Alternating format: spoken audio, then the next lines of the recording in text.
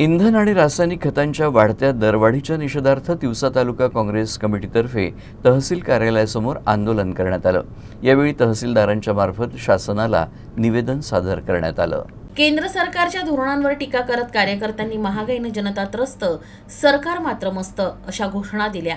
विशेष म्हणजे तिवसा येथील गॅस एजन्सीसमोर रांगेत उभ्या नागरिकांना प्रतिकात्मक स्वरूपात मेलोडी चॉकलेट वाटप करून उपरोधिक आंदोलन केलं।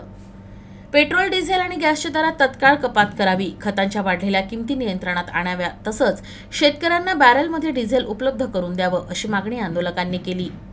45 दिवसानंतर 46 दिवशी बुकिंग केलं तर 10 दिवसानंतर त्याचा TSA नंबर येते, ते 45 समजा 55, आणि ज्याचं सिलेंडर समजा 50 दिवसाच्या अंतर खतम होत असेल तर त्यांना घरात काय चूल पेटवायची काय, लाकडं आणायची काय, तुम्ही तर ते रॉकेलही बंद करून टाकलं।